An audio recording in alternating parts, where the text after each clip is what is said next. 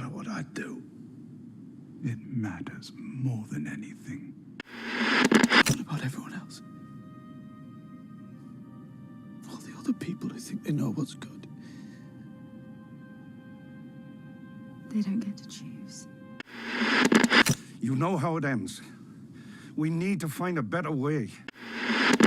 There's nothing in the world more powerful than a good story.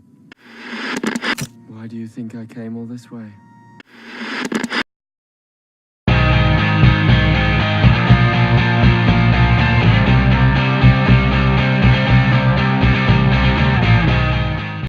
Hello to all geek enthusiasts, nerd aficionados, and those that are shaking their heads wondering what the was that HBO. You are here for the Game of Thrones series finale reactions celebration cast. And when we say celebration, anytime there's a great show that goes off the air that we've been talking about, we either drown our sorrows or we celebrate, and that's exactly what this cast is. This is a drinking cast. So before we get started, just want to let you know we do not condone drinking to excess and getting stupid. So that's not the focus here. And if you do have a drinking problem, please seek help. So I'm not being serious. I'm being dead serious. We're not looking to put people into a bad spot. But it's a drink of your choice, whether alcoholic or non-alcoholic. You do whatever you want. I'm gonna get started really quick here because I've got to. I'm not an alcoholic, and we can blame HBO for anything. I gotta bust out my little Night King ice cubes for nice. So that's why we had to wait here for a second. You need to get a very specifically shaped ice pick now. Oh, that would be awesome. That would be awesome. But I am S5150, the host for your cast. While I am getting my ice cubes ready, let's talk about who else is here on the show. So going from my left to right, we have Mind Freak on the show. How are you, sir? Like you said, if you have a drinking problem, drink help. I think after the night's end, I think I'm going to develop a drinking problem based on what happened tonight. You know, I drink things and get sad. It's what I do. I'm going to have to change my shirt now. Well, this, I thought of a name for the cast, and I was like, how have we not done this? And it's I drink and I podcast things. Yeah. I was like, man, we should have been calling it that from the get-go. Also on the show, we have Icy Zoro. How are you, sir? I am less surprised probably than the rest of you. I think I posted something about this a couple days ago saying, hey, folks, guess what? You're not going to get everything you want. It's not going to be as you want it to be. There's a couple of characters that I'm genuinely happy for, and the rest of it, I'm like, okay, yeah, whatever. We'll get into reactions. We're just talking about who's here. So, Beacon joins us in the chat room, says, I'm okay with the ending, just not entirely on how we got there. So, yeah, we'll get to all that. We also have Masonic Vader on the cast with us. How are you, sir? It goes well, sir. It's between the end of Game of Thrones and then I have to watch Money in the Bank. It's going to be a long night, and I got to work tomorrow. Woo-hoo! That smells delicious. And we also have Bearded Master with us on the cast. Hello. Hello. Unlike what my shirt says, I drink and know things. After this episode, I drink and I know nothing. Okay, and lastly, we have Super Hoovian Freak here on the cast. How are you? Yeah. I'm very ashamed to be wearing my Targaryen necklace tonight. Shame! Well, let's get in on this. So this is cheers, guys. Thank you for another season of Game of Thrones and the final season of Game of Thrones. They always say right before the cast starts, we start this cast, they always give the actual name of the episode. This one's a fairly easy one. Wasn't a shot in the dark, but let's get everybody's thoughts really quickly. Mind Freak, what did you think the name of the episode would be called? The end of everything. Okay. Depression sits in. Drink to your heart's content. Want to fall out your own sword and go out like a champ? Like, I don't know. What about you? I think that this episode should be called "And Then I Became a Lumberjack." Yeah. Yeah. Now it's not quite as disappointing as Dexter becoming a lumberjack, but the last scene is John riding north into the woods. I'm like, he's gonna put on. And he has like a nappy beard, just like Dexter did. We're just gonna see him sitting and eating a sandwich, staring into the middle distance, drinking a glass of Giant's milk. How about you, Masonic? What do you think the name of the episode was? ED. Erectile dysfunction? Exactly. Couldn't finish. Okay. I can't take this, man. As the one guy, I'm gonna mention it one more time for everyone who hasn't seen the cast. If you're jumping the last time, I have binged Game of Thrones within the last month. Okay, I took 2 weeks to get to season 8, and I literally finished an hour and a half before the season 8 premiere. And I can't tell you, I've never been to a show that looks so freaking awesome. Just at the last season to be like, I can't finish. Sorry. Super. You've got to do that analogy now. That is exactly how I felt. I felt like Game of Thrones was like being on the best dates of my life with the hottest guy out there. You're out with like George Clooney, Jensen Ackles, Chris Hemsworth, Chris Evans. Pick any hot guy, put him in there. And then the season 8 finale was you finally get into bed and you're met with a limp dick. And you're just like, wow, that is what yeah. And I was just like, wow, this is what we've come to, Game of Thrones.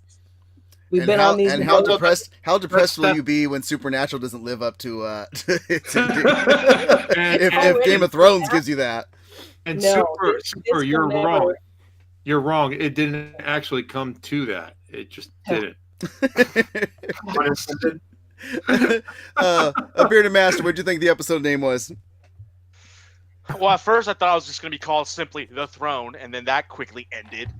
So then I just halfway through the episode, like they're just going to call it The King, and that's simple as that. I keep coughing as I'm drinking this White Walker. And Super, what was your name for the episode? My name. Okay, so my actual name for the episode probably would have been something along the lines of Mercy. Mercy? Yeah, the limp dick, yeah. That was kind of the theme. I mean, that was the theme that they were pushing early with Tyrion. You know, we need to be a country of mercy. We need to forgive mistakes. We need to start over. So that was. You know, I thought you were trying to say. I thought you were trying to speak for all the people that watch the show. Oh, okay. I know. Yeah. I know. But there was some actual good points to the episode. I'm not going to say it was all a 100% disappointment, but that was the theme that I was getting early was mercy, forgiveness, something like that. So Beacon says Queenslayer for episode name, and we also have Polyfuse joining us in the chat room as well. My wife even chimed in on this, and she got actually pretty close to what I've seen as announced, and you guys can always double check this and make sure if it's right or not. She said, what Iron Throne? And you were close as well, Bearded Master. It's just the Iron Throne. That's apparently the name of the episode. And so, yeah. See, even the title is disappointing. Come on, man. That's less lazy writing. Should have been called Liquid Hot Magma.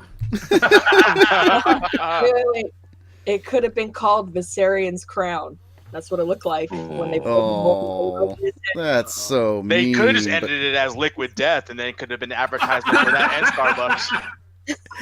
Did someone say Liquid Death? So we talked about that on the All Things Nerdcast about 2 weeks ago, and Mind Freak went out and got it. It's just water.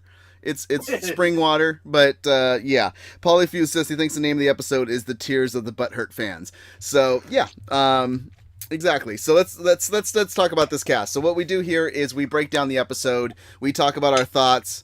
No more theories because it's all done. So we can't go into that portion of it. But just our thoughts on how they closed it up, how they finished off this story, and go scene by scene with it. And if you guys enjoy this show, come back, because we do other TV talks for The Walking Dead. We do it for Preacher. We have other shows that'll probably get joining in as more stuff comes on. After all, HBO's big slogan now is "It's just the beginning" because they're begging people to stick around. So- Please don't leave us. Please don't leave us. Which, by the way, I heard the commercial coming next year. Oh, really? Okay. Yeah. Well, so before we even get into any scenes, for me, watching on Hulu with the added HBO package, the first 2.5 minutes was a commercial for all the amazing shows HBO has. I know, I saw that too. Right that is their before the that finale is their of Game new of Thrones. slogan. Their new slogan is "It is just the beginning." Like they're like with the end of something new starts or something like that is what they're talking about, and then they're showing all these shows that they got coming, which they have some amazing shows coming, and Westworld's still fantastic. So and we'll probably be doing a podcast about Westworld. Oh, I hope so. Yeah. So please, right away. what I was getting to, please come back. Join us for more casts. Even if you're here just Fridays for all things nerd, or Wednesdays if you're into wrestling, you can come with the Smack Talk guys. But yeah, we're here doing stuff all the time. If you want to know when casts are happening, make sure to hit the subscribe button or follow. Because subscribe is if you want to pay money and help us, but you don't have to. You can hit the follow button. It's free. You can check us out over on malice-corp.com. Biggest thing, the audio podcasts as well. These post up everywhere. So anywhere that you're listening, if you can drop a review or subscribe, that immensely helps us get found by more people and continue growing and continue getting better. So yeah, that's the little kick to start. So let's get into this episode. We opened up with so we did ask what was going to happen with the update to the opening trailer thing, the intro, and we definitely saw King's Landing in ruins.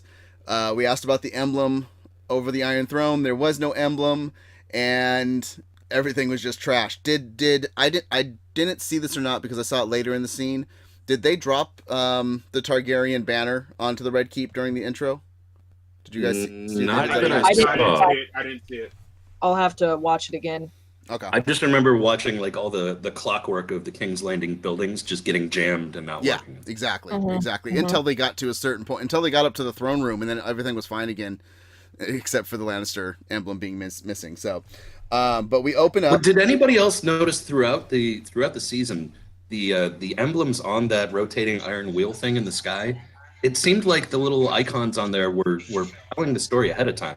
Because I rewatched pretty much the entire season with my roommate over the last couple of days, and I saw things like Drogon flying and spitting fire at the ground, and somebody like it seemed like they were almost accidentally, well, not accidentally, but they were almost kind of spoiling what was going to happen in the season on the rotating. Yeah, that's I brought that up at the beginning, the very first episode of the season. I was like, "There's new stuff on the rotator that I've never seen before. Are those different family houses and stuff?"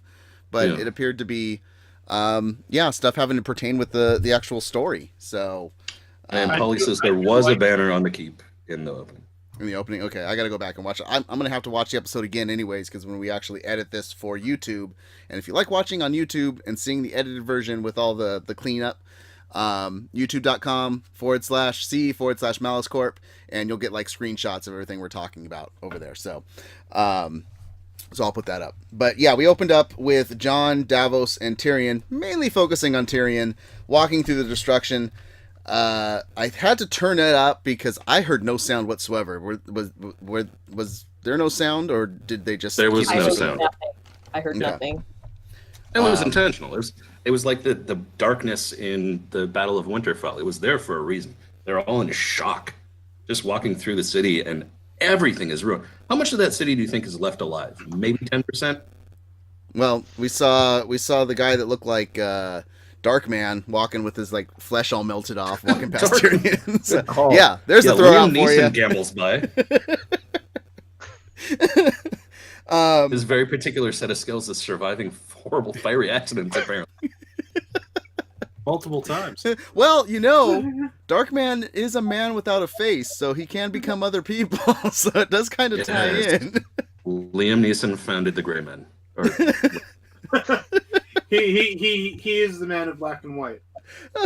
So yeah, we get the charred horse throwback of Arya's failure of trying to save the mother and daughter that they saw, and Tyrion decides he's going to go look for Jaime and Cersei, and John decides that he's in a Zelda game because he's like, hey, it's not safe to go alone. And Yeah. Listen, I was thrown off initially at the beginning because the last episode ends off with her riding on the white horse, and then this episode starts off with Her wandering around. white horse. Yeah, Yeah. wandering around like that white horse never existed. What the f? yeah. And she did a lap of the city, checked to see if she knew anybody out there, came back. Yeah. Beacon says, don't forget about Westworld. Of course we have not. There was sound. It was just really, really low. He cranked his up, but it was just dramatic music, if he remembers. I did see one that I have to say that made me laugh. Beacon threw in there HBO. We do other stuff too. Yeah. Oh, that's what he was putting. HBO. Don't forget about Westworld. Yeah. So HBO. You guys still like us, right? Are you mad? Tyrion goes off on his now thing. $7.99. Tyrion goes off to do his thing. John continues walking around. He comes across Grey Worm, and Grey Worm is taking out prisoners. He's got them on their knees, and he's... Grey Worm became a dick ever since Missandei died. Yeah, Oh, exactly. He became one. He was becoming one before that happened. A little bit, but it really just like ramped up, and I'm just like, God, can someone just push him off the boat and let him get eaten by sharks? Yeah, I feel like the beheading of Missandei was the switch that flipped for both everyone and Grey Worm. Like they were like, you know what? No. Well, look at Grey Worm, where we were talking. The long night. We're talking about how he looked like he was running and retreating during the battle, and he's gone the complete opposite. Where now he's actually, oh, you got a backbone and you want to talk now? Like, calm down, bro. Relax. I think they were actually more mad at themselves, because if they had just made sure that Missandei had her collar, she could have kept her head in place after it got cut off. So, oh God, that's sorry. I get really bad jokes when we get to this point. Yeah, but Polyfuse says there will be chaos riots in the streets, people destroying private property and looting as they hoist signs high above their heads with hashtag not my HBO and hashtag not my Game of Thrones. Come on, people, let's not lose our heads. Oh my God! Oh no! Beyond that, no. In the chat room, good okay. Pun. Or good play on. That's a great pun. No, that's a Everyone great pun. But there's a better pun in the chat room. I'm going to mention right now. And here's the thing: this is why we do this live on Twitch, is because we get fantastic contributions from the people from the chat room, and we want you guys to be a part of it as well. So, talking about Grey Worm, Beacon says, not really possible for him to be a dick. So hashtag just saying. We don't know. They could have just removed the Bolliers. No, we do know. We They do said know. that one all the way. Yeah. So John tries to square off with Grey Worm, tries to stop him. Davos is like, no, pick your battles, basically. Pulls him away, and Grey Worm just starts killing off people. Well, Then it was because everyone pointed as soon as he touched them, everyone was going to stab him. Yeah. So they had a full-on stare down. It was a square off.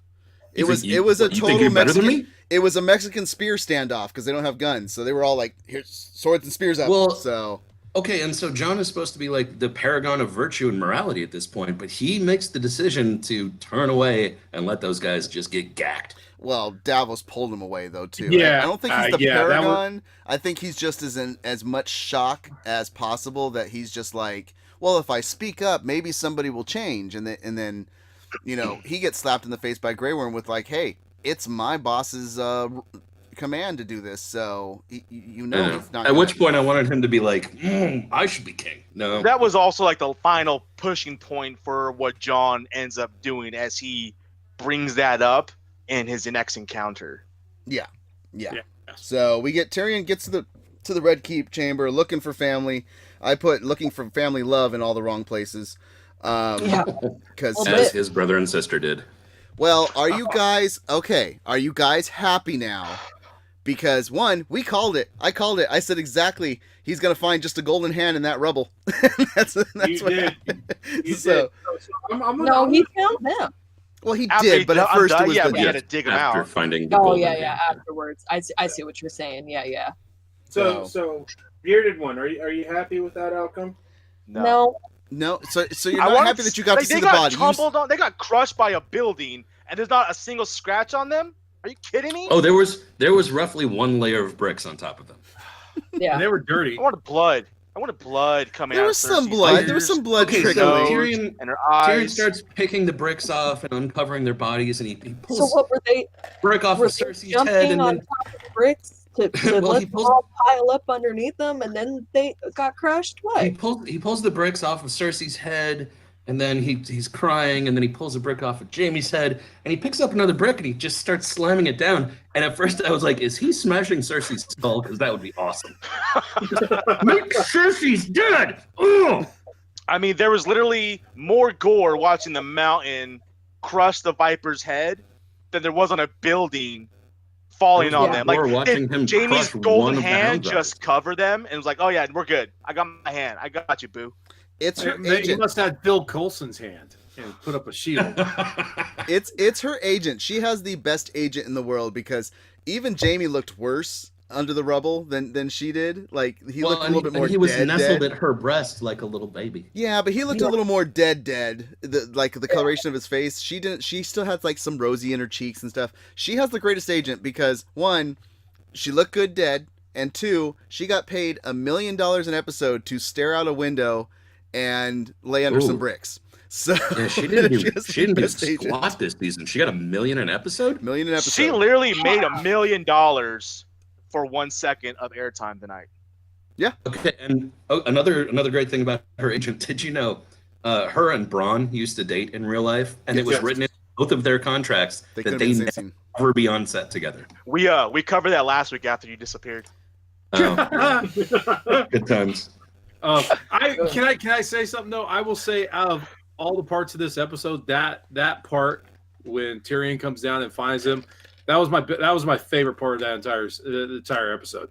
That was the emotion, everything out of it, I guess, in a sense. You know, you find that golden glove, he finds his family. I mean, because when it all comes down to it, everyone likes Tyrion, and no matter what he's done, and no matter he's flipped and everything, and it sucks that he just lost his family, but it brought closure for him, and in a sense, and it was good that let him do his acting chops for that scene. That was my favorite part of that. This episode. I was trying to think if we've ever seen him like openly weep on camera before. I don't think we have. Did he weep for when he had to kill the girl that he was in love with? I was gonna say, I'm pretty sure we have seen him weep a couple times actually. Did we? Cried. Okay. He cried a couple times. Yeah, when he had to choke her out, I thought he weeped. So. Okay. Yeah, that makes sense. I mean, he got teary when he was on trial, and he was screaming at them that he wished he'd let them, Joffrey murder them all. We get to the scene you were talking about, Masonic, and that was the White Horse. Like, where'd it go? Because Arya's just like chilling. Like they literally ended the last episode with her like riding off into the sunset, and it's just like, yeah. I want to see the scene where she's like, oh, wait a minute, let me go back. No, like I said, I think she did a loop. I think she did a lap of the city, just seeing if anybody was out there, and I was like, if people I love are still alive. To go back to a quick scene real quick, Polyfuse in the chat says all the memes now saying he's the tallest, that Tyrion's now the tallest Lannister alive. Damn. Right? I'll drink that. I mean, he almost stands taller than the king. Are you? Who's like 6'8". Yeah. Are you for dinner? Joins us in the chat room. Says puke. That's Hate his you response. for dinner. To the You always episode. get that wrong. Yeah, you get that for dinner all the time. Yeah, I work with the guy and I get his name wrong all the time. You keep on confusing Ruru and ate you for dinner and portmanteauing them. You guys. We're trying to keep these people on the cast. You know that, right? We're trying to keep them watching.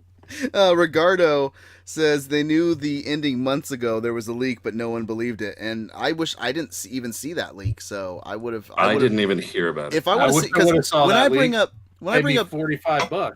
When I bring up theories like is Bran the Night King and all these other weird theories that we had on our All Things Nerd podcast, I don't care what the theory is. We're going to talk about it. And I never saw that theory. That would have been good to see that.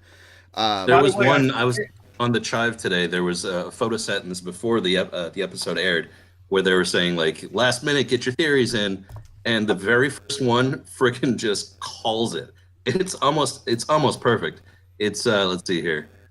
Jon kills Dany, then goes north to torment a ghost. Bran becomes king. Bran becomes king with Tyrion as his hand. Sansa rules the North. Come to find out, the whole story is being told by Sam and Gilly to their son. That's almost the thing. That's almost exactly it. Yeah. No, exactly. Somebody nailed it. Going back to the horse, I think it was Deadpool's unicorn.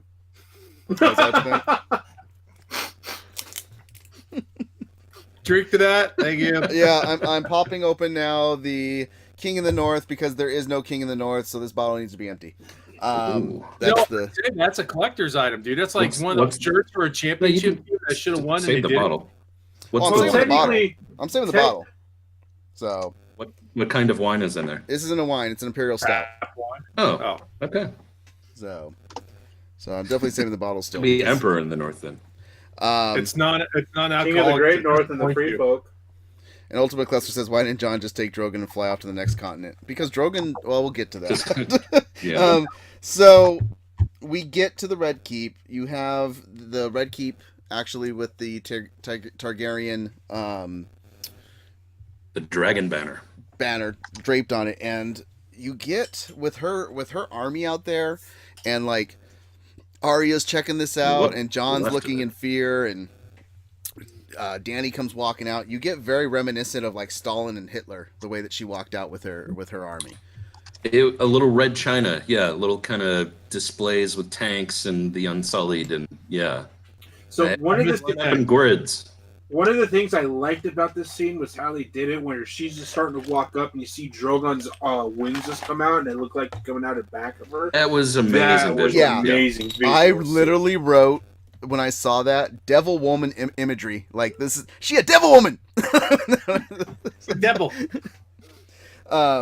Yeah, I wanted that to be like half red, half blue, like Obama's Hope poster, but just Dany with wings behind her. The only thing that is badass as it looked, as soon as it happened, the first thing came to mind was, oh, Dracula Untold. Got it. I had something else come in mind, but I'm not going to say it because I don't want to spoil anything else. So.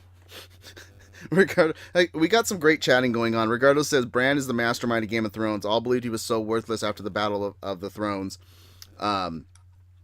He's still worthless. He has still actually done nothing in the show. He just happens to be king at the end. Well, he knows. Yeah. Well, yeah. He sees things. Like who follows Bran? Who would accept him as king? Is what Ultima Cluster says in the Bran chat room. He sees things. He's getting assassinated in the next few months. Grey Worm gets made Master of War, and Dany goes over the deep end in this speech that she has that the war is yelling not in over. German and sig-heiling. It's crazy. Yeah, I wrote down straight up psycho because the we're going to free everybody, and I'm just like, oh my god, like the turn that she's and it's not even no longer is she like disheveled Howard Hughes that we saw the episode prior. Now that she's burnt everything down, she's like high and mighty again. Like I can do no, and it's just yeah. What'd you guys think? I think she looked like a cross between Mussolini and Hitler. Absolutely. Yeah. But, model hot. Yeah. Yeah. It was definitely like that. Tyrannical 100%. I kept getting imagery of like I was waiting for like spit to start coming out of her mouth, kind of like in B for Vendetta when the prime minister just going nuts, and we're going to go do this, and I'm like, dude, she has completely lost her shit. You know what the best part of that scene was? The fact that you see Arya in all the way out there with the soldiers and stuff and watching, and all of a sudden looks at John and boom, she just pops up out of nowhere with her ninja stealth. Well, yeah, dude, she's a rogue. She can shadow step. Yeah. Man, I'm telling you, man, she's like they should make Assassin's Creed Arya edition. I would play that. Yeah. Yeah. I would. Mm-hmm. Why don't you just mod that class in World of Warcraft? Just be like the Arya class. So a couple notes that I wrote about this, about her doing her little speech and everything, is the sane people, Jon, Tyrion, Arya, they all look in awe and disdain, and then you've got just the followers are like stomping their stuff and cheering, and the Dothraki. Oh, yeah, the Unsullied, they're slamming their spears down rhythmically. Like, fight everybody. Since the Dothraki, hold on, I got one quick thing to say that I want to bring up. Since the Dothraki look like they got completely wiped out 2 episodes ago, have they like multiplied like rabbits the last 2 episodes? No, they cell divide like amoeba. I'm guessing she didn't send out. Obviously, she didn't send out all the Dothraki. Yeah, because there was a pretty big group of them in front of that castle. I was like, oh shit, where do they come from? There was a couple hundred of them at least still there, thousands maybe. Yeah, I mean, we saw like 12 of them run back from the Battle of Winterfell. I got to assume that like just not all of them were on the front lines. Maybe they did realize sending your cavalry out first is a dumb idea. Ultima Cluster says we need a new call. Yeah. Well, he brings up some stuff like, why is she so confident? She can't even fight. She sucks without dragons. But when you got a dragon and nobody else has one, that's why you're confident. You're kind of winning right now. But as it proved later in the episode, when your dragon's not there, bad things happen. Yeah. So Tyrion comes up to Dany, and we think that he's going to try and kill her, that something bad's going to happen. And he basically just does a take this job and shove it on her. And pulls the hand of the queen off, throws it like badges. We don't need no stinking badges, is what I really wanted to hear him say.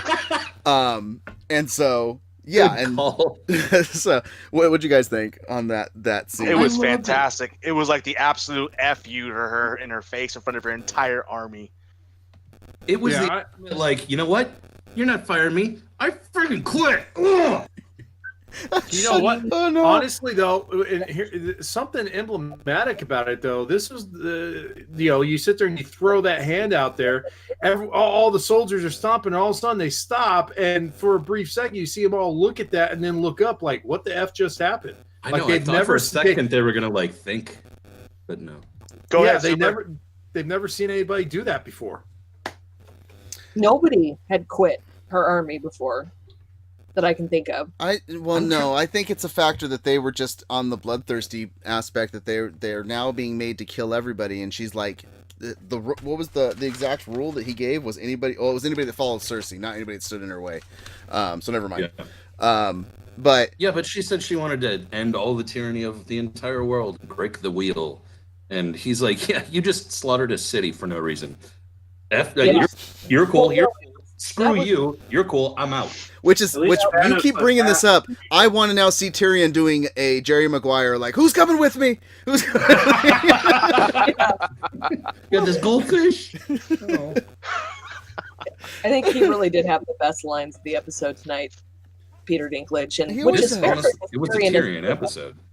Oh yeah. But the fact that, I mean, she calls his out like you knew she would. You know, you freed your brother. You went behind my back and you freed your brother. And he's like, yeah. He's like, I did free my brother. But you slaughtered an entire city. So who really, in the end, right now, looks worse? I freed a family member to save a family member. You slaughtered a bunch of innocent women and children for nothing. Also, I freed my brother to go die. He's dead now, by the way. Yeah, he's and dead. Led the rival queen to her death as well. So you're welcome. Yeah, you're welcome. My whole thought was when she's like, well, you did this and you did that, like the thought that came to my head is that meme. It's just like, damn girl, at least Thanos left half the people. And there you go. We crossed them in there, guys. Crossed them in there. Dany goes up to Jon after they take Tyrion away and gives him, like, doesn't even go up to him, just walks past him, gives him like a dirty ass look, like, and I'm like, Jon and Dany are no more, like she's done with him.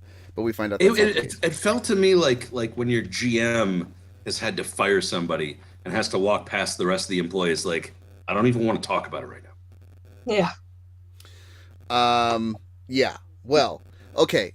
If we don't start calling Arya the character's name from the Adam Sandler film with the sneaky, because she sneaks up on freaking Jon again. Yeah, for what, like the underestimating the sneakiness of. Yeah. This is like what, the 6th time that she snuck up on him in this season, where he's just like, he's a master assassin. I know, but it's the funniest thing to watch Jon, where he's like looking, and then they like pan the camera, and then she's standing there, and he's like, "Oh, what the?" Oh, it's the meme. It's the meme with Dwight Schrute standing there, and all of a sudden Angela shows up. Like, Emilio. That's his name, Emilio. Yes.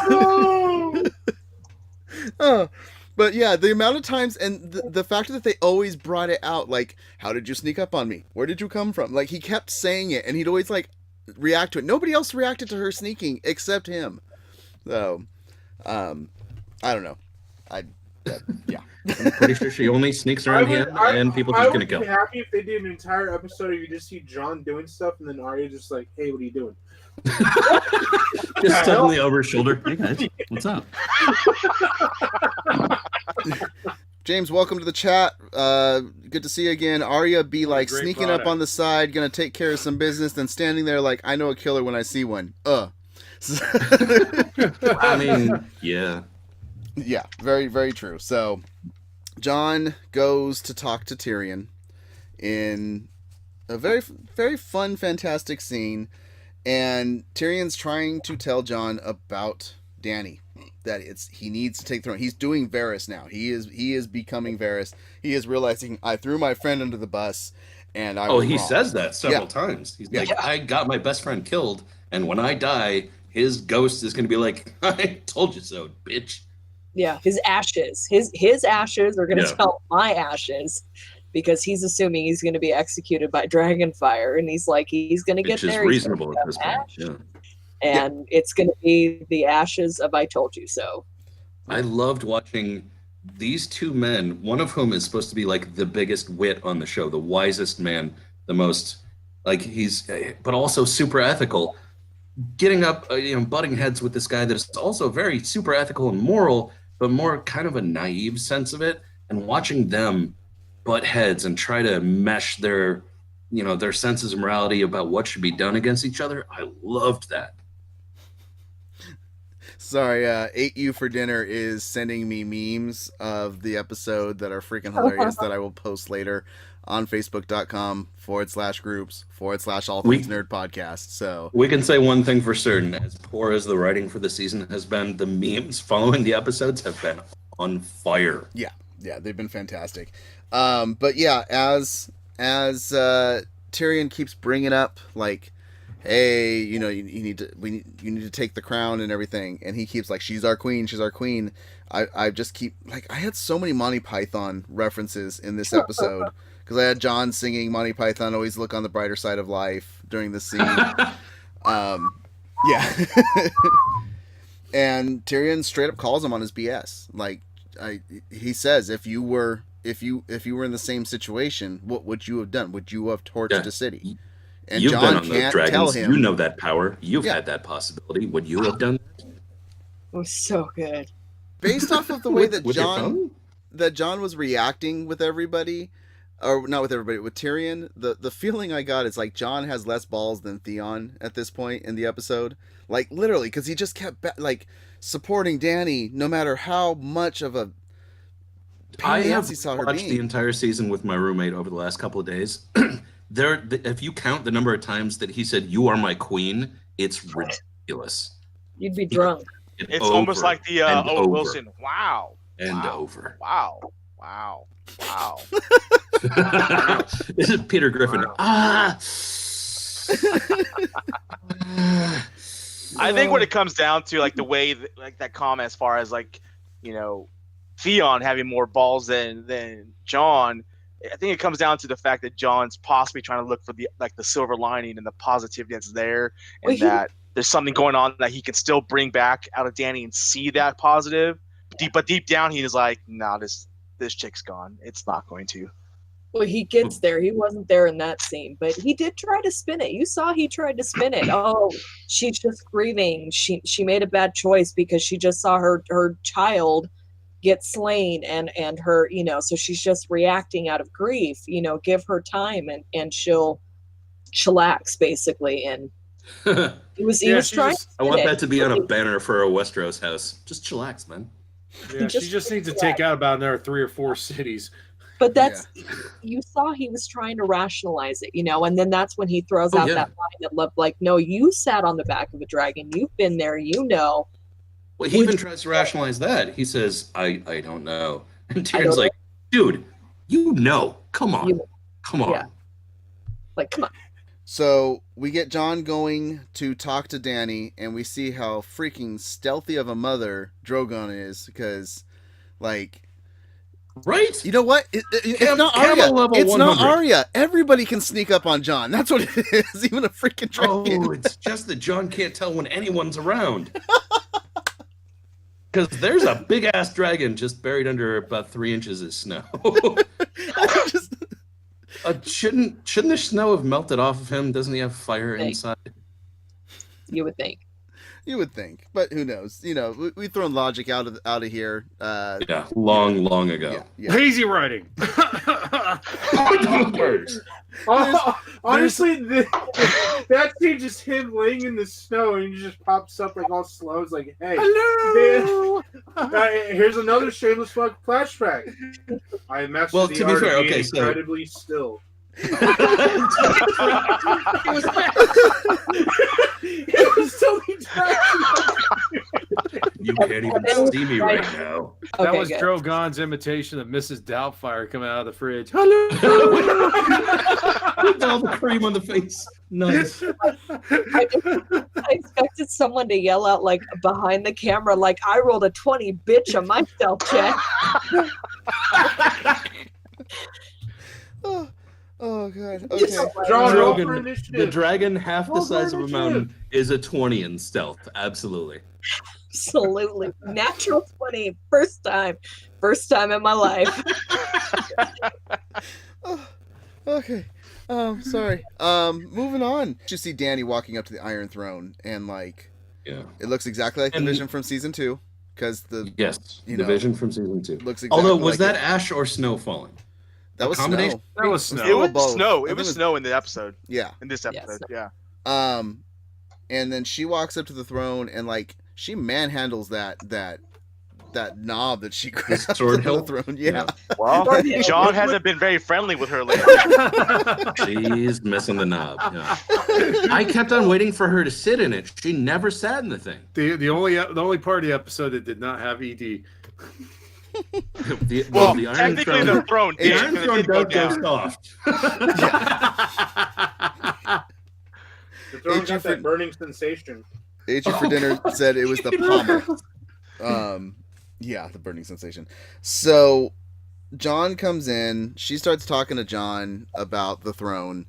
You get the story that the throne is made from 1,000 swords from Aegon's fallen enemies, and she talks about her imagining how many, would make how many swords there would be in 1,000 to a girl that can't count to 20, and this was a perfect opportunity for John to like throw back like well. I can count to 21. Let me take my pants off. No. I would have thought it was a perfect opportunity to like fight back with the factor of like, okay, well then how many people in King's Landing were killed versus what because did. Yeah. Can you count to 900,000? Because that's roughly how many people you raised with fire. Yeah. Grey Worm walks away, only counting to 20. And Bran's power level. Hey, now we forgot something though in this whole, and I think it's a part of the scene that it was relevant, obviously, as things move forward. Is John is walking in, walking between. Oh wait, no, I apologize. That was from a prior scene. Shut up, Ken. Keep going. What were you gonna say? I was thinking the scene where he was going to see Tyrion and he handed off his sword. Okay, I agree, because when I saw that scene, I did not know that he was going to see Tyrion. I thought he was going to see Dany, and I was like, "Yeah, I'm allowed to have his weapons around Dany now," which would have been a good idea. Yeah. Then we find that out. John goes and he begs Dany. He begs her, and she talks. He even brings up the factor, what about those that won't bend the knee? And she makes that no choice given. And all of a sudden, he realizes like Sansa's not going to bend the knee, and Arya has already just thrown that back in his face. That was even when he was like, "Oh, no, those supporters are her queen." And that was a question that Tyrion asked him. He was like, "Okay, well, you've decided that she's your queen, and you're going to follow her." But what about your sisters? Exactly. Well, no, he said because she's the one that told him that John was a Targaryen and stuff. But Arya's the one that brought it up as well, because when he was talking to her, he's like, "She's our queen." Arya goes, "Tell Sansa that." Like, so no, Sansa was already, yeah. But no, Dany has she has emotional logic at this point, and it's decent emotional logic. I even got to the point where I was like, okay, she swayed him. She made him believe that this whole slaughtering the city thing is going to be for the best somehow. Which once again, I said the comparisons that were of her standing out her group, who a man that was fantastic at speaking and was a madman, but got people to follow along because of the way he explained it. She was in parallel with Hitler on how they were writing. But I don't know if anyone noticed this. This is maybe nitpicking a little, but do you remember when she would conquer all the other cities, Marine, Slaver's Bay, but she always looked a little bit sad afterwards. I'm doing what I have to do to save the people, but I'm sad about it. When she walked up to that Iron Throne, I was waiting for that sadness. I was waiting for that. Oh no, she had glee. Oh yeah. Utter and complete. And I was waiting. I was like, is she going to show it? Is she going to show that sadness that she's shown every other time? Oh my God, look at what I've done. Look at what everything's done. This is what it came to. But now I have to take the weight and I have to be what I need to be. And instead it was just, like you said, utter. No. Was trying to not smile. It was the culmination of her life's dreams. Yeah. She told us to Sansa a couple episodes. She was like, since I was a child, the only thing that I've ever been focused on is getting the Iron Throne, getting what was denied me, what was stolen from my family. And she walks up to that Iron Throne and she touches and she's like, holy shit, I'm here. I had to burn down a city. Well, I didn't have to burn down a city. I did burn down a city. And it's just, there is no regret. There's no, like I said, the emotional logic that she has. And that's when I knew I was like, okay, I thought you were going to die. Like, I figured you were going to die. I figured someone was going to stab you in the back. But right then I was like, oh yeah, no, she's definitely going to die the there. Straw on the camel's back was broken when she flipped that switch and decided to burn down the city. She didn't have that remorse anymore that she had before. The human part of her was gone. So, and John walked into that room looking for an excuse to not kill her. But the thing is, it was him pushing away from her as well. But I think there's only one person that could have got her to snap out of it and maybe come back to humanity, and that would have been Drogo. Drogo. You know, so. Khal Drogo? Yeah. Oh, yeah. Well, too bad he's gone. He's too busy. He's swimming with the fishes. But you really think that he would have? Because he would have encouraged that. Oh, yeah. Yeah. You know who could have done it is Jorah Mormont. No, because she didn't. She never put any real weight into his opinions. Not until he was dead. But exactly. No, so. I don't know if I agree with that one. I'm gonna raise my glass to this one because Missandei might have been able to talk her out of it. Maybe if she had her head attached. I keep on thinking, Missandei. But. Being that this was the final episode and we've had the Red Wedding and all this stuff and you're always expecting deaths, this was the one death that we got this episode. This was the only death we got this episode. So I think this the only death we got? Anybody else but Dany died? Well, I mean, unless you count the random soldiers. No, that doesn't count. Wow. No, they don't count at all. That dudes did get their knives through. Well, no, I mean, they're cannon fodder. They don't count. I'm gonna raise my glass to Dany and say a bit of farewell to it because she is gone. So, John kills her. Dany, and you were poorly written in the last season. The other reason I raised my glass is that I said earlier in this season and last season John was going to kill Dany, and I was right. So you're touching yourself. Also, you're the only one that is actually on the video screen right now. That's because I was the only one talking. So even though how bad this episode was, she was still better than her character in Solo. That's fair. I didn't mind her in Solo, but okay. Okay. So you know what? You can't. Here's the issue that I have. Solo's fine. Dany being killed. Okay, go ahead. Yeah, that's what we're on. It's not even that he kills her because he should have killed her. It's the method. They're making out. They are body to body. How the fuck? Well, did he in get all a dagger up fairness, there, kick it into her chest? How did that even happen? She's been begging for him to stick it in her. Well, he basically stabbed her from the rib cage up. is what he did. You know what? He didn't mean to stab her. He was just actually he was trying to shift solar plexus into her solar plexus. You could do it because remember she's when they were making out. Remember, she's smaller than he is, so he bringing his arm up right there. Okay. Well, the fact that she didn't feel any of that is distressing. Either way, that's what I'm saying is awareness. He actually wasn't trying to stab her. He was just trying to shift his belt around to try. He was like, "Oh, damn." Maybe she just thought he was taking off his breeches. I don't know if anyone else made this comparison because I was a big Buffy fan. But season 2, Buffy. No. I'm going somewhere. But I know exactly where you're going. So when Angel, she has to kill Angelus, and she does that same thing. She's like, Angel gets his soul back, but it's too late. He's already opened up the thing. Hell's about to come out and swallow everything. And she gives him the kiss goodbye, tells him to close his eyes, and then she stabs him in the heart. And then he gets sucked basically into the hell realm. That's kind of what it felt like. Absolutely. Ate you for dinner. Is that a knife in my chest, or are you happy to see me?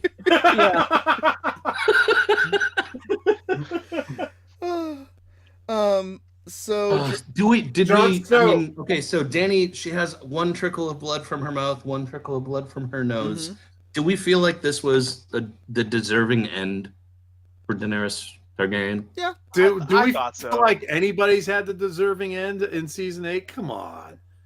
The only the most deserving end I Danny, could think of was the Crossroads guy, Frey. When it came to Danny, I didn't really want like a gruesome, just like boom, there you go, you got it. It was like more of a poetic death. I think the reason that it was a deserving end was that scene that you got with Drogon right after he's down. Yes, that's fair. The coming over and the nuzzling with the nose, like, "Hey mom, wake up! Hey mom, hey." Which apparently he could feel her death. It was like Simba and Mufasa. It was like, oh yeah, Comox and God, good G.I. call. Joe. Wow. All right then. Yeah, nobody else is currently watching G.I. Joe. Well, there's better writing in G.I. Joe than there was in this season. So hey, it was like when Optimus Prime died in the old cartoon in 1984. Oh, back to the 86. That was the movie. Come on, take it easy. I know. Yeah, it was the movie. I know it was the movie. Yeah, so I wasn't emotional about this series ending, and now I'm going to be emotional. And I think that's. But Drogon goes crazy, gets pissed, and melts the Iron Throne. Basically, he throws a tantrum. Is like, if she can't have it, nobody can. And then he grabs her and goes, "I'm going to take my toys and go." And it was symmetrical to what she she did. It was the exact same thing that she did the episode before. He lost his shit and melted everything. Before, she lost her shit and melted the city down. And had him melt everything. It kind of felt like, I don't know how he knew, but he knew, like, that was the thing that she had been chasing, and it got her killed. Mm-hmm. Whether that was what she wanted or not. So he was just like, screw this, screw it for everyone. I'm going to burn this thing, and I'm going to take the F off, because screw all y'all. And to go with what you just said, they've been doing it a lot this season, and it happened last week too. It was with Sandor and Arya. Look at what revenge has gotten me. Is this what you want? My whole life has been for this. He ended up dying for that. This episode, she tells a story about how all she's wanted is this throne. And she literally dies for that throne. And they did after having touched it once, and like I said, never actually sitting on it. Never sitting in it. She was queen for half an hour. Yeah. And I died. So Drogon flies off, and we get what we said we would ride over if they did this, and we get a time jump. Like, they jump weeks. They jump like 3 weeks. That's fine. Tyrion's beard was more than a 3 week. But they said it. They said weeks. Was it only 3 weeks? Yeah. They said weeks. Yeah. It felt longer. They did. Yes, Tyrion says, all I've been thinking about for these last few weeks is this. Or since the last few weeks. That is a line in the show. Yes. But that doesn't. He looks ratty. Absolutely. His beard's got. John quite looked a bit rowdy too. Yeah, that's what I mean. Is they got more than 3 weeks growth to their beard. I mean, come on, man. Maybe the Game of Thrones this morning. I shaved this morning. Seriously, you're disappointed about the beards? No, I'm just. I think there was Masonic. Have you ever listened to this cast? I think there was like a.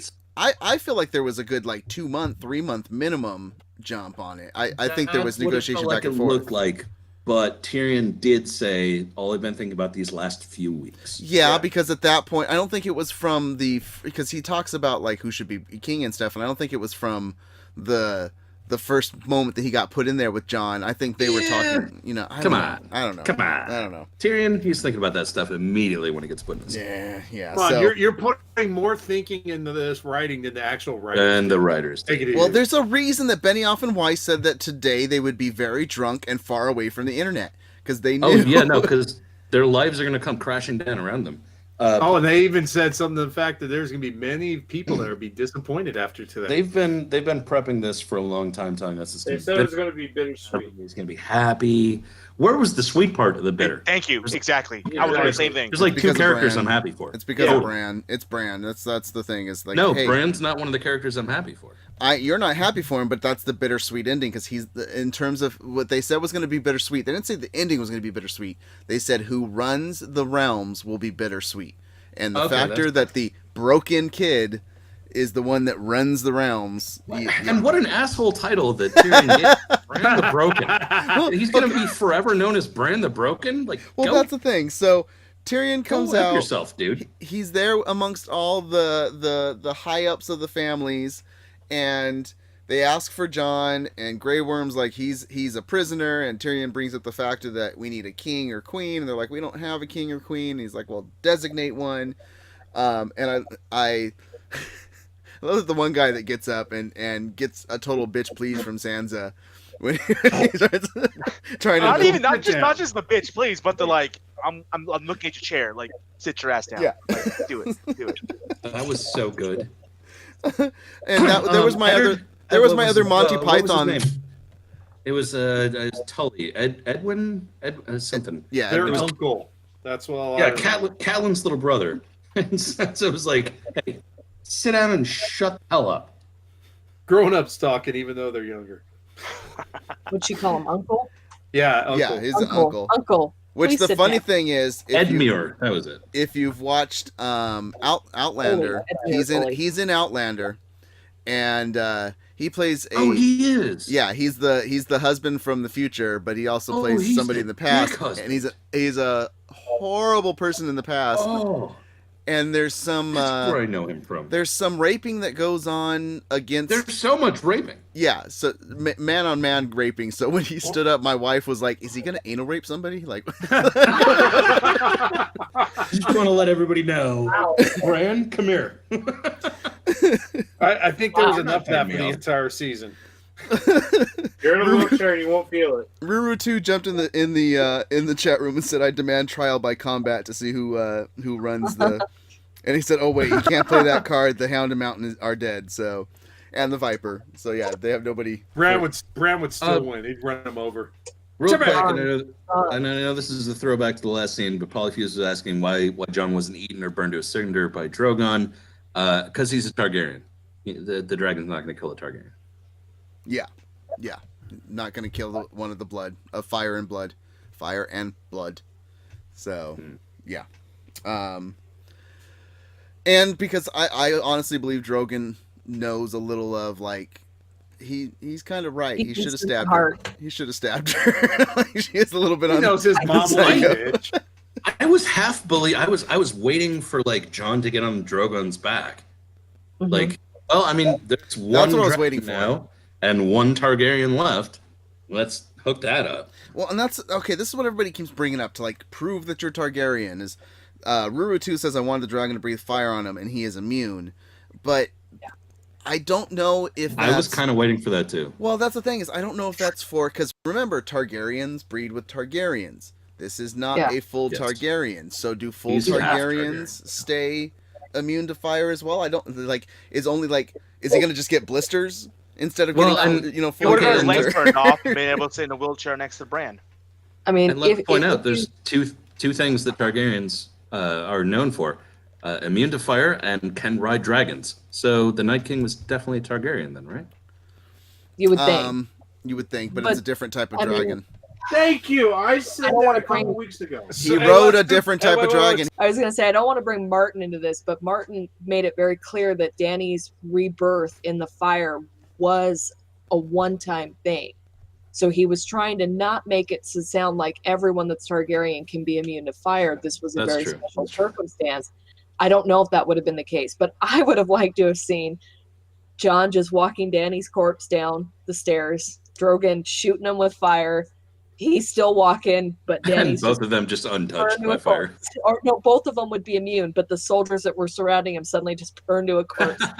With I the would think music, that Dany with the would be music in immune the after that. background going, Here- "We didn't start the fire." Here's the problem, Super. When you mentioned Jon walking Dany's corpse down the stairs, I didn't picture him like walking her down with her in his arms. I pictured him walking her Oh yeah, down and like carrying a bride through a doorway. no, I Yeah. pictured him walking him down like Weekend at Bernie style, making like her walk. Oh god, oh my god. All they needed was It would Arya be- in there to take her face, and everything would have been fine. That exactly. If Arya's there, Jon doesn't get captured because you still think Dany's there to do everything. Oh no!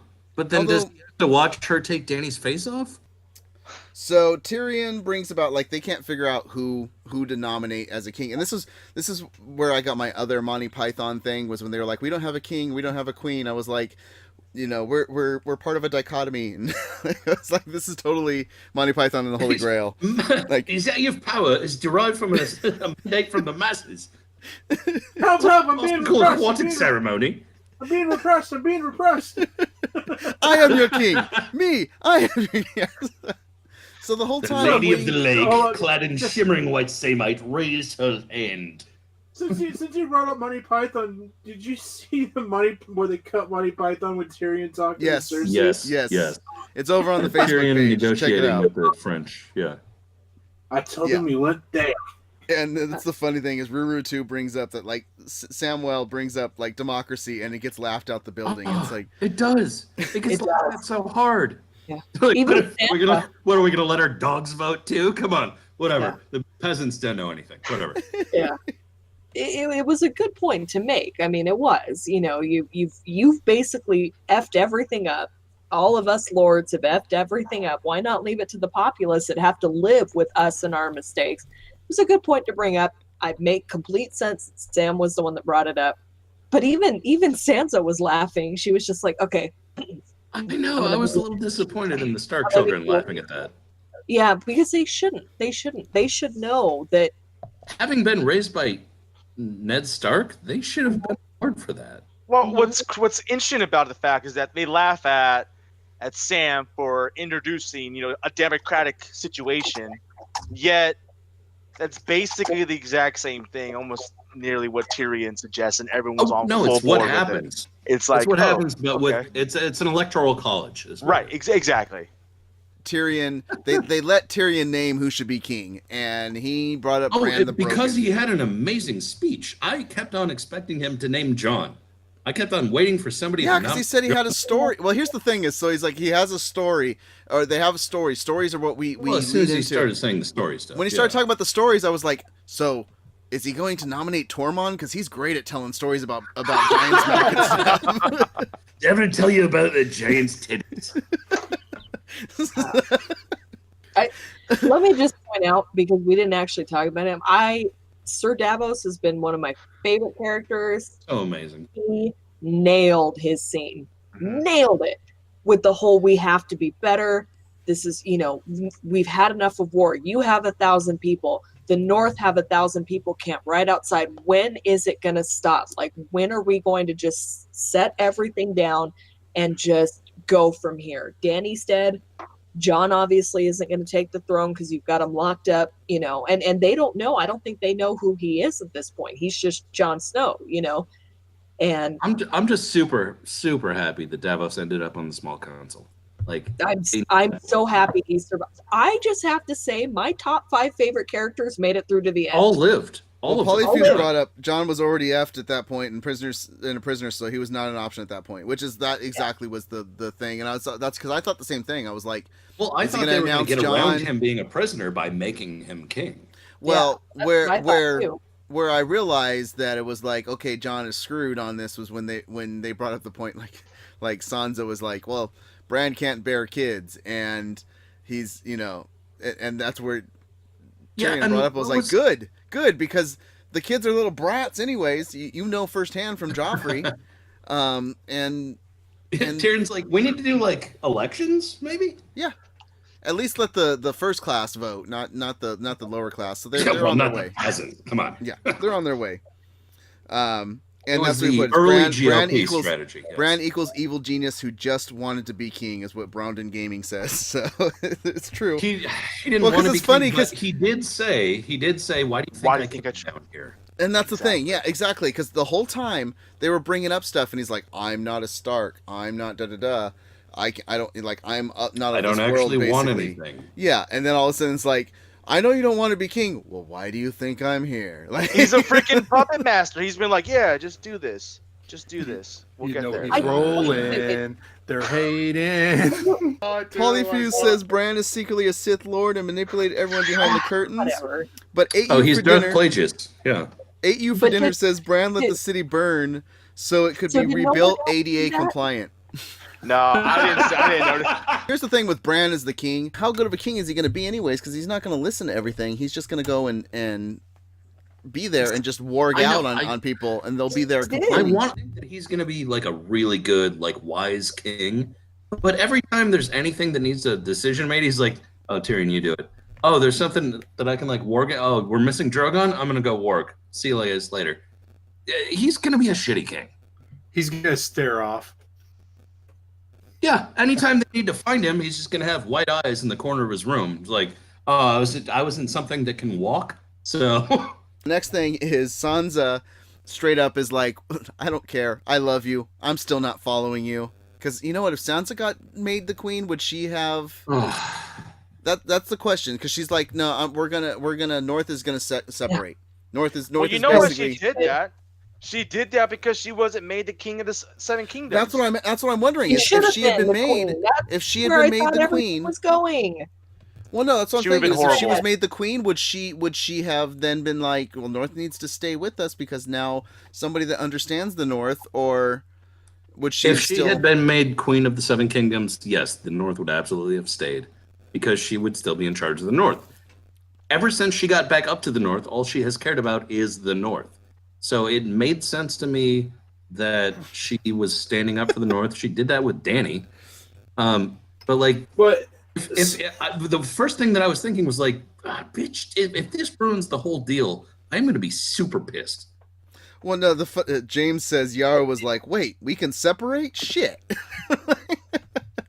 But that's then that's where I thought they were going to go, would be like, okay, you know what, you're going to separate, we're going to separate, we're going to be our own. That's what I thought was one of the reasons I was worried I was going to ruin the whole thing. Yeah, but it just felt like a cop out. The whole to be fair, thing the Iron Kingdom has the Iron Islands have never actually been part of the Seven Kingdoms. Not really. They kind of happened. They feel They're like the Eighth Kingdom. They're the redheaded stepchild. Have you ever tried to look up what each of the Seven Kingdoms actually are? It's impossible. There is no seven. No. I keep getting Middle Earth. But that was Mordor keeps popping up. It's weird. Yeah. In fact, And Ed Stark keeps on telling me I can't walk into there.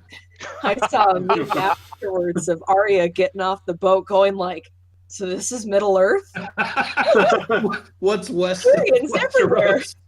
Tyrion's everywhere. Yeah, it's Middle Earth. It like goes back to that meme from last season where you have Arya and Sansa standing at the top of the towers like, remember Dad saying weird stuff? Like, yeah, like what was it? Like one to simply not walk into Mordor? Yeah, what was that even about? That's what's west. You remember how our dad dies all the time? No. James says that whole thing with Sansa just pissed me off. Because she's like the North, after everything that's happened, the North won't bow to anybody. That's why the North has to be, free. And then later on in the episode, which we'll get to, just pisses me off even more. Okay. I also recognize the fact that this is the one point that she had to exercise that power. We're having like a literal constitutional convention. They are redefining who's ruling where and what. So if she ever had a chance to have the North be free and clear and just the North, And to be fair, it's half the freaking continent. Like, that is the Winterfell rules half that and half of Westeros. They should be their own kingdom. This is her one chance to actually do that. I was pissed. I would have been pissed if it had screwed up the whole deal, but it went through without a hitch. So I kind of respect it. Yeah, HBO missed the point on that one where Arya was saying that what's west of Westeros. She's like, I don't know. That's where they should have plugged their Westworld. HBO. Yeah, There's 2020 episodes. There you go. That's what James said in the chat room. Yeah. Okay, so we get Tyrion and Jon back in the dungeon, and Tyrion lets Jon know where he's going, and he's going back to the Night Watch. And is there a Night's Watch? Why do we Is need there a a Night Night's Watch? Watch? They What don't are they need one. Yeah. protecting? By the But time the- the episode ends, there is no Night's Watch because he does something different. Yep. So that's the thing, is they make it sound that way so the Unsullied will know, will think that he's being sent there. But yeah, okay, so that's but we get our first little, hey, there's always an opening for more Game of Thrones, because Tyrion goes, ask me again in 10 years. And I'm like, you're just setting up a reunion show. And Please there do will that. be. I guarantee it. I guarantee it. I'm calling 3 years reunion show. We're gonna get 10 years. No. after Tyrion said, Game of ask me in Thrones 10 is years. You done. can't do a 3 years. You gotta let him age a little bit more. Yeah, I was So- confused about your 3 years. No. Makeup. We're good. We're So then we get the wrap up. We get the everyone goes their separate ways. We get And the let's see where Breakfast Club everybody close. ends up. Yeah, let's see where everybody ends up. So you get Jon and the Starks talking and saying goodbye, and Which this is basically where the end of the Fellowship. this is And where also, by the way, there are 4 Stark children alive left out of what, 5 to start? 6. 6. Made it through 6. Oh yeah, that's true, because the little one, he got burned. Whatever. Now we got shot with an arrow. Yeah, never cared that much. Rickon, I think. Yeah. Of 4 remaining Stark children, 3 of them have been kings or queens at various points. well, Just not here's Arya. what you guys. This is what I was waiting to bring up. What you guys were talking about with Bran being a mastermind and all this stuff is when Jon goes, I'm sorry I wasn't there for you when you needed me. And Bran's response was, you were exactly where you were supposed to be. And I wrote down, out of my way so I could take the throne. Yeah. That's exactly what it was once he needed Jon out of the way, Jon killed off the person that he needed to have killed off and got captured, and so Bran got made king, because otherwise Bran never would have been in that role. So Is it safe to say that we could take a minute to do a Wayne's World different ending? Let's do the Scooby-Doo ending. Okay. We could have I easily love got that three- Scooby-Doo. I love ending that 3 of before us did that Arya's all at mask. the same time. Yeah. okay. I was waiting for Clue. This is how it could have happened. Communism was a red herring. I already told you guys on this last Friday's All Things Nerd podcast that what HBO should have done was they should have done a Bandersnatch thing, and it should have been a choose your own adventure, so you get the ending that you wanted with Game of Thrones, and you get nobody getting angry, and then you can have one of the endings end up making it that it is Westworld. So I think if that had come out, because I think by the time Bandersnatch came out, most of the filming had been done. oh yeah, I think know. No, they wouldn't have done it. I'm just making hypothetical. He's doing go fan back to fic that on the scene podcast. where Tyrion's talking to anybody. I think we should name press 1 for Jon Snow, press 2 for somebody else, press 3 to have everybody die. As now. much as, dude, you're giving me like phone automation anxiety. Please stop. My bad. We get Brienne's After great chat. we get Brienne's little end story, which is her updating Jaime's Oh, yeah, in the his tale. the Kingsguard book, his Knight's Where- Tale. wherein she's writing, and Beardmaster and I both had similar experiences with memes on this. The one that I saw was like her writing. Also, he was known to have said Brienne of Tarth had the best pussy ever. Oh, well, mine was more along punk ass bitch that hit it and quit it. Stupid ass hoe that went back to his sister. Yeah, More that would have been truthful. funny. Or you had the because he's known as the Kingslayer after betting Brienne of Tarth. He was known as the Night Virgin Slayer or something like. Oh, the Queensguard Slayer. Well, they definitely didn't call him Lefty. No, definitely didn't call him Lefty. Gave a whole. He was great with those golden fingers. Oh god. Oh god. Yeah, edit point. Yeah, since we're editing anyway, it gives fisting a whole new meaning. I was like, I'm gonna stop. Golden I'm gonna hold fisting. back. Yes. I'm gonna resist. Oh, you leave that in. You leave that in. 10-year reunion. 10-year reunion's just gonna be a glove and some bricks. That's gonna be a scene that they cut out. They didn't show us, but Tyrion brought the golden hand back and handed it to Brienne for her vote for Bran. If you need this at night from time to time. Oh god. Yeah. Okay. Yeah, have some more, sir. So we get the different hands of the king, and I don't know if anybody else thought this, but when I saw the chair for the hand of the king, like that chair was begging for a high five with the way that hand was placed right in the center of it. Like I've never seen that hand be as prominent. You know what? For me, it was actually like an optical illusion, man. That's what I kept seeing because you see the chair, and then he sits in it, and it's like perfect size for him, right? And then he goes and moves all the chairs around, and now it looks kind of like a normal chair. I was confused about what that. Why was he even pushing? He just wanted everything to be perfect for his first meeting. And was he sitting on the yellow pages? Yes. No, he had a booster seat like at a restaurant. Yeah. I have to bring up Jamie Zuva says Jamie made Brienne a knight, then hit it and quit it. It was a one-night stand. Spelled with a K. Oh, good. That's good. That's fantastic. I want you to subscribe to everything I ever do. I want your humor in my life. Thank you. That was fantastic. I love that. I was going to bring that up too. I'm not editing that one out. That one's going to be on the audio. That was so good. That's that great. Is brilliant. Yeah. I was expecting Tyrion to be like, no. I don't want to sit in this chair. I'm going to sit in this chair. This ain't right. That's what I thought was going to happen too. We're going to go around like try each one of them out. Well, because he's been the hand before in King's Landing, right? Yeah, Before, so he was the hand briefly. So it could have just been like, hey, now I get to try other chairs this time, so I'm going to try. Yeah, that's what I thought. But he was just organizing, and then of course everybody comes in and just trashes the place. You've got the people that. Well, I loved him sitting there trying to figure out how he should look when they walked in. It was like George from Seinfeld, like trying to hold on. Also remember he has been the hand before, but he's gone in already with a council. This is actually brand new council. Exactly. He's the leader. He was trying to establish dominance and it failed. Yeah, before he was like standing in his dad's place. Before he was just in his dad's stead. He was the acting hand. And then the Battle of Blackwater happened, Tywin, saved the day, and he wakes up from his coma and he's like, oh, sorry, you've been stripped of all your power. Yeah. You're now basically impotent and I'm taking over. So and Jamie got a gold. By the way, Tyrion never ever got any credit for how great he did with the Battle of Blackwater.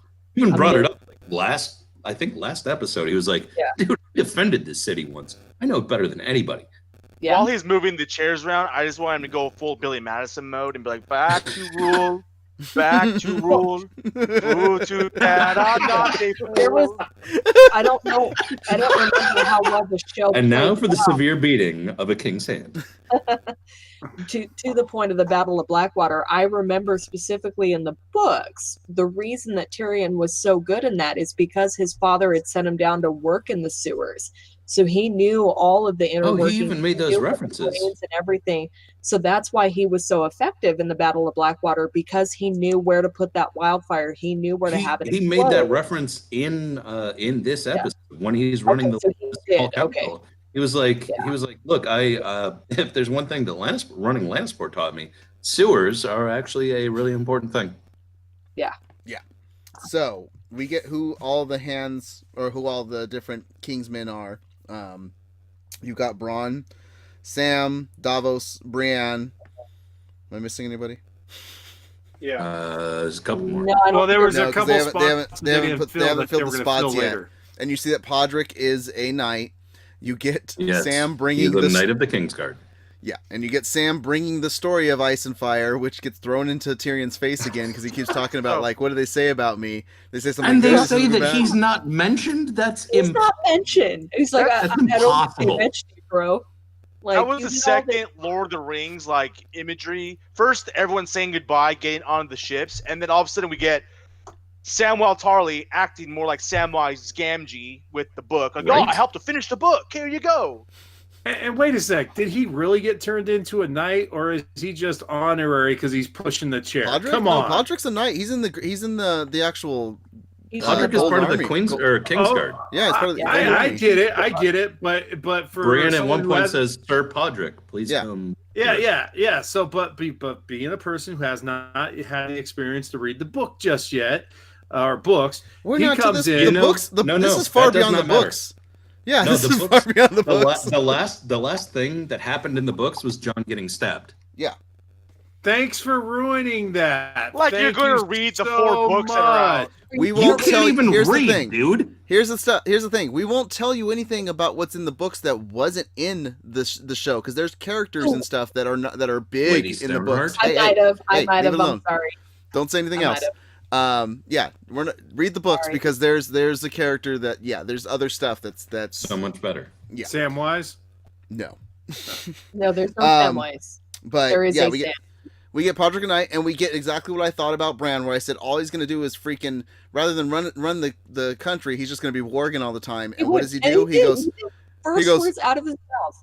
Well, no, he goes, have you guys found, what about Drogon? And they're like, well, last time we saw him, he was flying over here. He's like, well, maybe I can help with that. So what's he going to do? He's going to go warg somewhere and try and freaking find a Somebody want to dragon. put me in my bed so I can just like. And then like immediately myself just into left. animals. Like, all right, like Tyrion, bro, you got this, dude. I'm gonna go.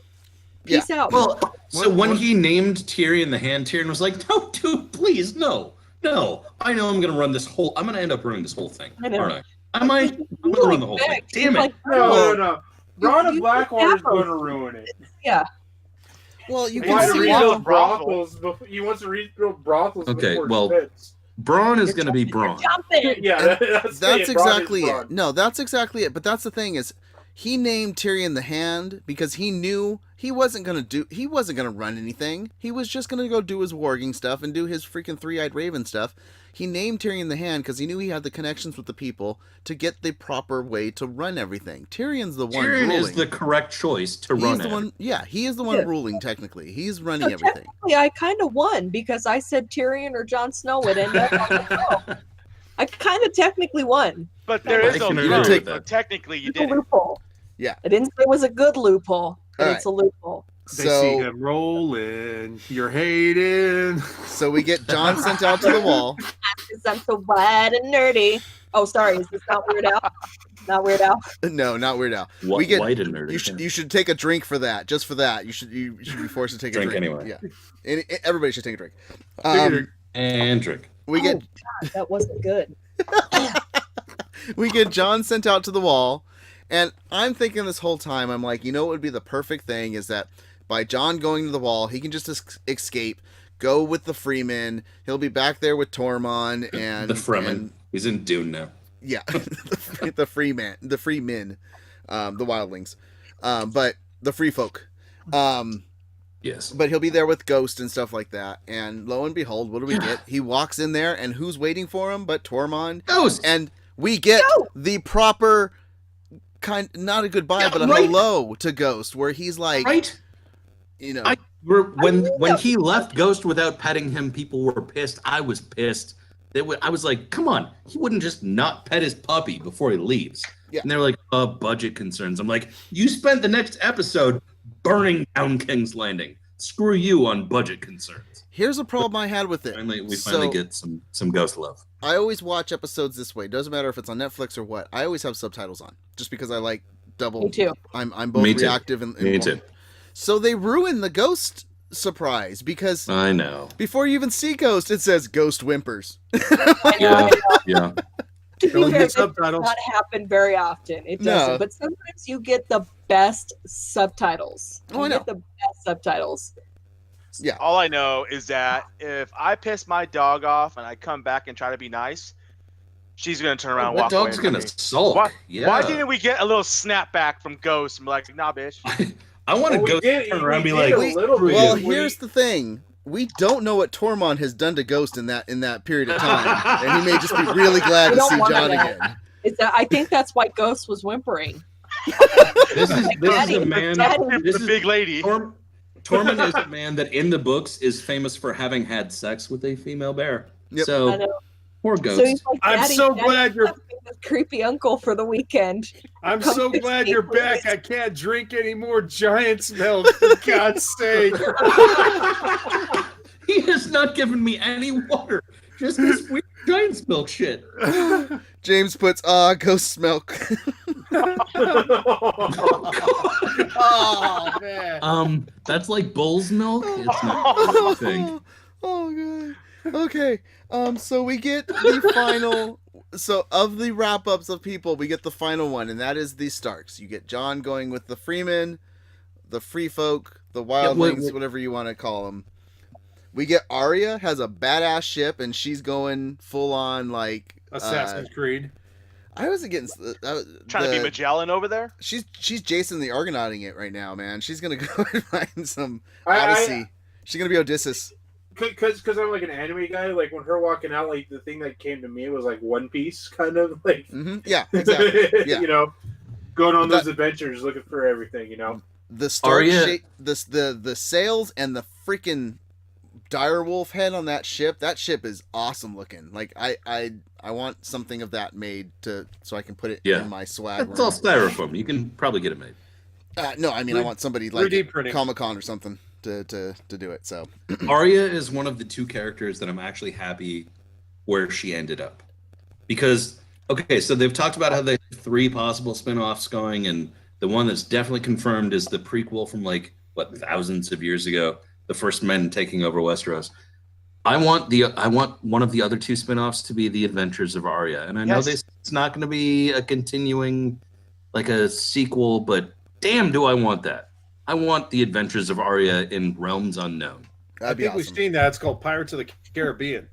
No. Arya in Middle Earth. Oh god, no. No, I just want Arya exploring realms unknown in that world. She And could we- do it too. We get Sansa getting crowned as the Queen of the North, and Good time. Which she's Question. going to be good at. well, She'll be question: fine. the This is gonna dress. cause Those, another war to happen. I didn't ask my wife this, but because of her reaction, I got to ask you guys. Is the dress that she's wearing, is that her mom's or something? Because when the sleeve is being put on, my wife I goes, wasn't "Aw," sure. because she went, "Oh," when the sleeves were put on, you can see the petals inside the sleeve. Because it was white with like the heart tree red on Yeah. it. I thought with the my roses first and reaction stuff. was, "Oh, did we time jump again and she's getting married?"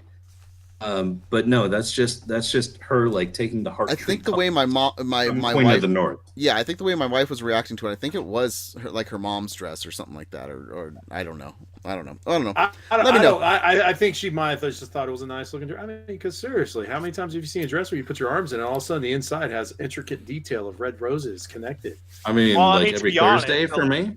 The last time that any like real clothes was bought for that place was probably for Lady Stark.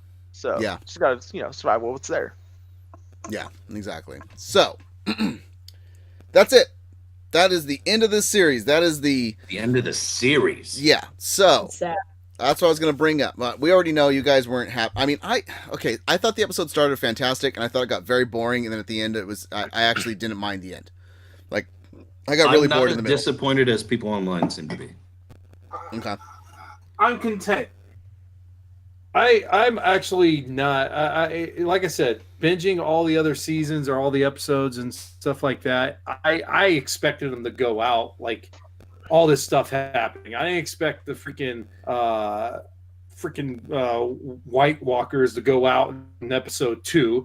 I didn't expect or 3. Excuse me. I mean, I wanted all this to have. I wanted this to build up and just have like the last 3 episodes just be just a smorgasbord of war and this and that, and it ended up being like, Well, here's It was, okay. This is it was a bunch of pump fakes. Is what it was. This is my only problem with it. I felt it was very anticlimactic. And the only person that you can say that got an actual full like closure was Dany. But once again, Drogon flies off with her. She's in the heart of magic still, because once dragons came back, magic came back. So you can still write in there that she could be brought back to life somehow, some way, because of something. So, but I feel like Jon, the Lord of Light has dipped out at this point. Maybe it's I don't know, but either way, it felt like there was not a full like closure to everything. It felt like they set up everything to be opened back up if they wanted to, and that's the feeling I got from it. I don't know. I feel like Arya's off in the west, and I feel like that'd be a great sequel. Sansa's Queen of the North. I think that's solid and good. Jon is a lumberjack now. Whatever. If they do a sequel, it's going to be something that Arya discovers in the West. Yes. So it will be she stumbles upon something going, oh, F, oh, F. Oh, there's still old men over here. James brings up Jon leading the new children of the forest. And that's what I'm pulling bearded mass here. Are we happy that Sansa's? Are we really? Are we? I'm not. No. I'm not happy. It with honestly her doesn't being bother me. Queen of the North. It doesn't bother me. She actually wasn't a bad leader. It just irritates me that she couldn't stand by her brother. You had a Stark and a Stark. If they were going to bend the knee to anyone, it was going to be to a Stark. No, because then once again, it's back onto the same type of thing where it's just like you're bending knee to family, and that's the problem. That's why. We're going to robot mess again. Yeah, that was just me. It was, No, I'm not happy. I agree with what Mess was saying. Like, she has always been loyal to the North. After she got over her princess delusions, from the moment she got to the North, she has been 100% the North. So the conversation she had with Dany, talking about, we are never bending the knee again. The fact that she ended up as the Queen of the North, I am entirely satisfied for her. It did fulfill her arc in the series. Absolutely.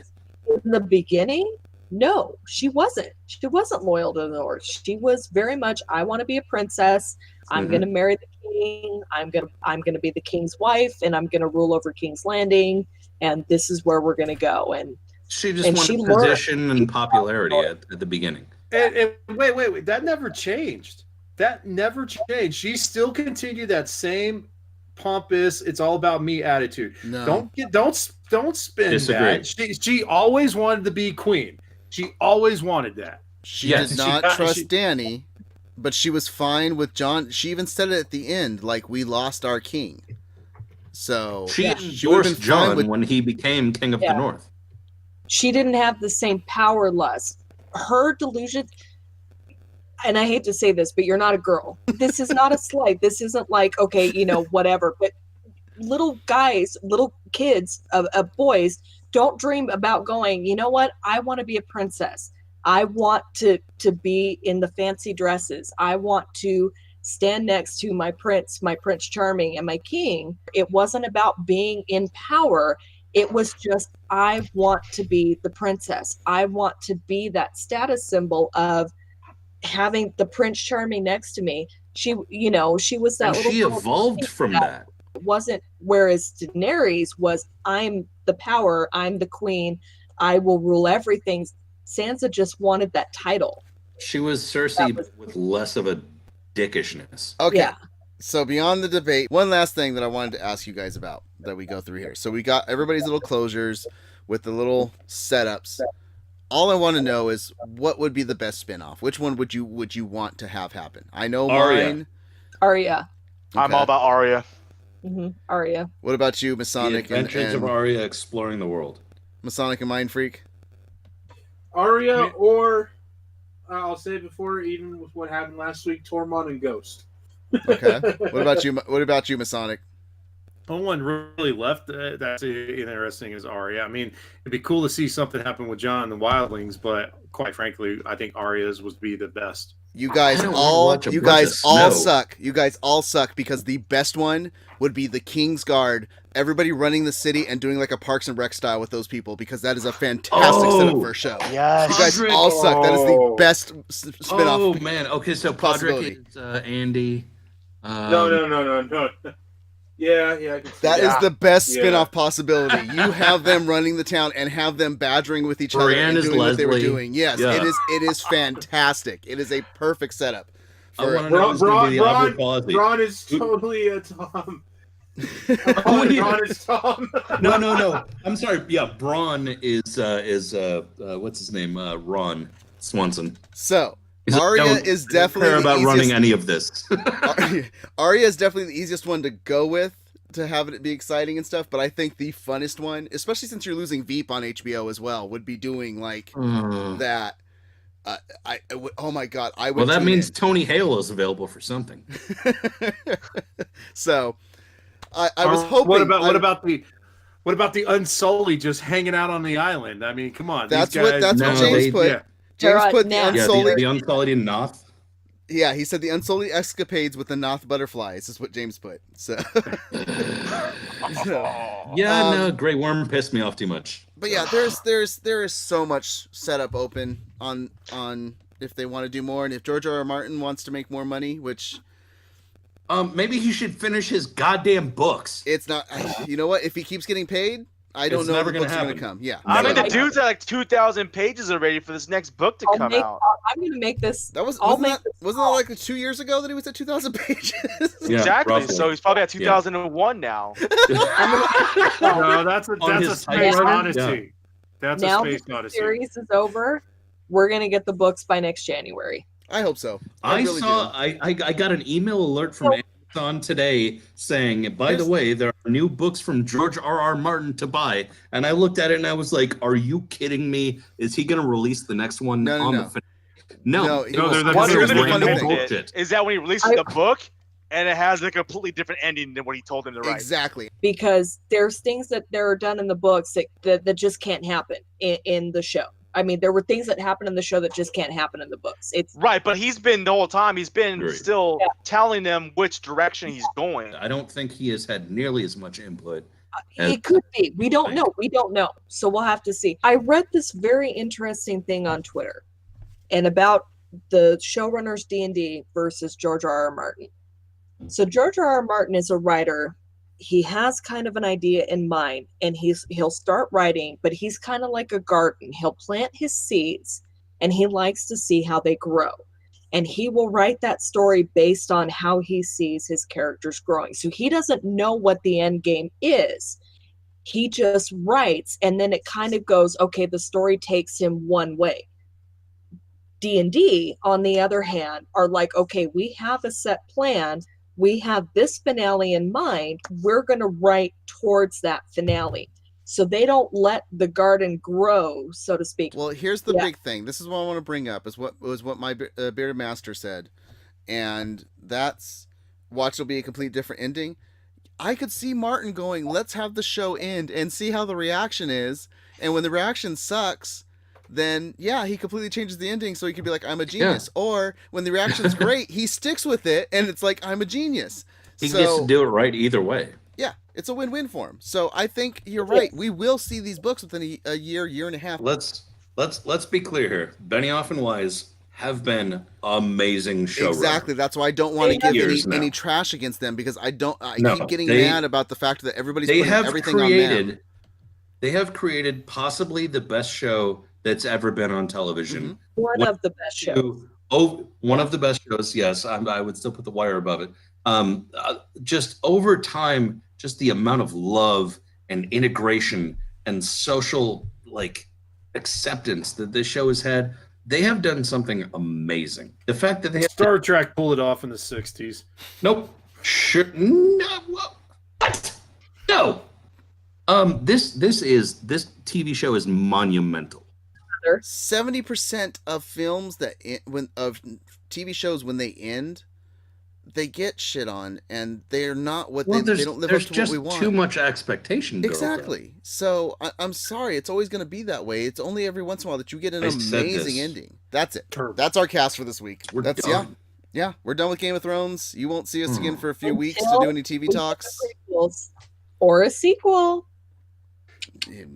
Oh no! If there's a prequel, sequel, we're going to talk about it.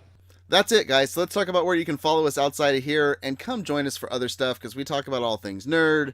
We do reaction casts to The Walking Dead, to Preacher, which is going to be finishing up as well this year. So sad. So we got to Yeah, find we're other actually shows. really good at talking to each other, like a lot. I don't know. I don't know about that, but yeah. We're mildly good at talking to each other on camera. Liquid I'm pretty sure I talked to you guys all more in a week's time than I talked to my family. Yeah, Just saying. that is true. But I Liquid don't Courage, even Liquid have a Courage family. does help. So one last time, cheers, folks. Thank you for being here for us to talk about Game of Thrones. Sláinte, folks. So let's talk about where we can follow everybody. Mind Freak, where can people follow you outside of this podcast? Outside of this podcast, you guys can follow me on Twitter at MindFreakMLG. You guys can also follow me right here on Twitch at twitch.tv/MindFreak. Last parts of the stream PC have been ordered, so streaming is very, very soon. Icy Zora, where can people follow you outside of this cast? At Icy Zorro on Instagram, Twitter, Facebook, PlayStation Network, all the things. You can follow me. You can follow me at Masonic Vader and Masonic Vader on Twitter, Masonic Vader 71 on PlayStation Network, and of course, join us 99% of the time Wednesday night around 9:30, 10 o'clock at with Smack Talk, and yeah, come have some fun on Twitch since Game of Thrones is done. You can come check us out. Yeah. And how about you, a bearded master? You can find the Master of the Beard at Twitter and Instagram at A Bearded Master. Simple as that. And Super Hoovian. I am never going to not give love to that beard. That is an amazing beard. Thank you, sir. Thank you. You better donate it if you ever cut it off. I've been told by my girlfriend. And also, don't that ever cut if it off. I've been told by the girlfriend, if it gets cut off, then she is gone. Is that No, only because she doesn't know what you look like with a chin? Like, Well, she just has no That's idea what your actually chin probably looks why. like? Let's be clear. Nobody loves you for your I guess- personality. It's all about the beard. To grab something. She's just afraid that you're a no chin. That it's just gonna be a lip and then neck. God. Super. Where can people follow? Channel? Is that where we're at? Yeah. You can follow me on Twitter at SuperRubyandNut, and you can follow me on Instagram at SuperRubyandFreak. If you guys want to follow Malice Corp, head over to the website www.malice-corp.com. You can check us out on YouTube at Malice Corp. You can subscribe to us or follow us here on Twitch. We greatly appreciate it. Thank you for coming and joining us here. And if you're listening to the cast on Spotify, on Stitcher, on iTunes, anywhere, make sure that you're subscribing to it there. You're dropping a review, letting people know either if you're having 5 stars, fun please. or if you're hating us. But 5 stars does help. So if you want to follow the main cast, you can follow them at Malice Corp, or you can follow everything at All Things Nerd on Twitter. And then if you want to follow me, you can follow me on Twitter at Mest_Malice Corp, or on Instagram at Mest5150. And if you want to chit chat with all of us, drop articles, show us cool things, memes, all the different type of stuff, head over to Facebook. You know where to follow us. Facebook.com/groups/All Things Nerd Podcast. We will see you when we see you, because I have no idea. I think June's the next time we got any TV talks, but hopefully you come back on Friday nights for All Things Nerd with us. So Malice thank Is you that again. what Preacher is? Preacher And June? Smack Talk on Wednesdays. So So does Fear of Walking Dead comes back in June also. yes, that's what June 5th. Yeah, so we'll see you sometime in June if you don't join us on Wednesdays and Fridays, but you should join us on Wednesdays and Fridays. So we'll see you guys later. Thank you so much. Keep nerding on. And God, I can't say Dracarys. I don't. Dracarys? Dracarys? Burn it all down. Yeah, Dracarys. I guess. Yeah, burn it all down. Run into the forest. Go be a lumberjack. It'll be a lumberjack. Carry on.